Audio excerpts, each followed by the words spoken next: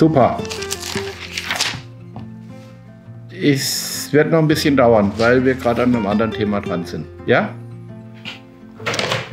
Werkstätten werden immer sofort bedient, weil ja Werkstätten meistens einen Kunde haben, der wieder fahren oder arbeiten will mit dem Unimog. Wenn jetzt jemand einen Unimog restauriert und will die Farbe wissen, die vor 30 Jahren, das hat eine Woche Zeit oder 2 Tage Zeit, weil da ist es meistens so, dass es ja Projekte sind, die über Monate oder manchmal Jahre gehen.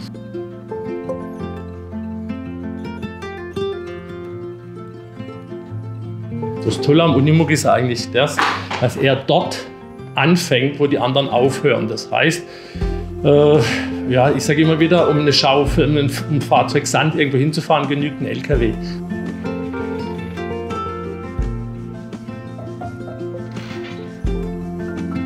Es ist oft so, dass die Leute noch gar keinen Unimog haben und auch bei uns landen.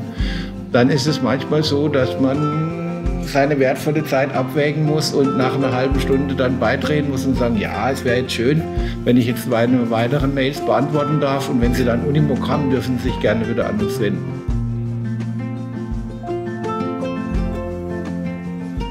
Dass man mit Kunden zu tun hat, die eigentlich mit dem Unimog zu 100% zufrieden sind und einfach das als Hobby, als Spaß, als Freude, als Lebenszweck sehen, den Unimog am Leben zu halten und zu fahren. Das macht eigentlich Spaß. Das ist eine ganz andere Geschichte wie das, was man eigentlich im Service erlebt.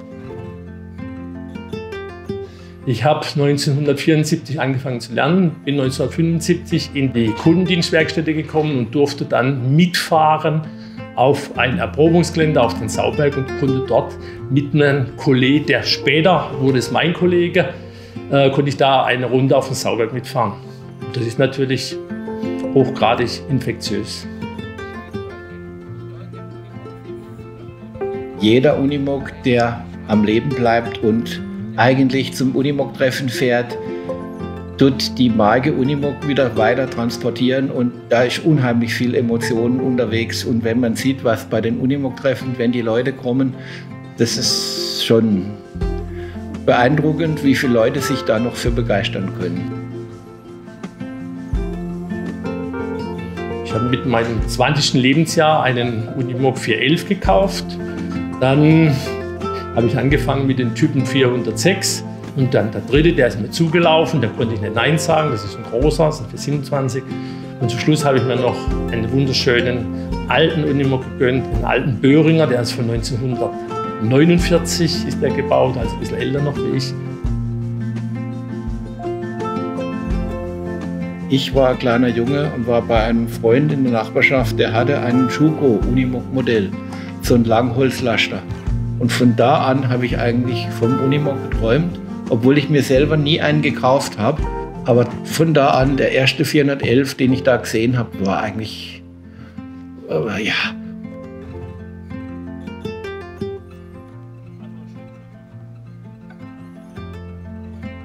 Die Unimogs, die wir früher betreut haben, die haben ja Geld verdienen müssen oder müssen Geld verdienen. Währenddessen die Leute, die wir heute betreuen, die haben den Unimog ja nur als Hobby.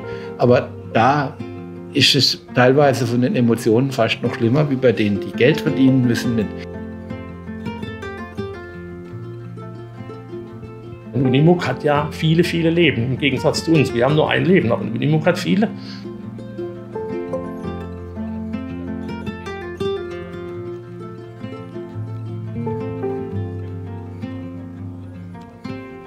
Mein Name ist Paul Schneider, ich bin in der Unimog Alttypenberatung und bin begeisterter Unimog-Fan und wünsche dem Unimog zum Jubiläum und allen seinen Freunden, dass sie weiterhin viel Erfolg damit haben.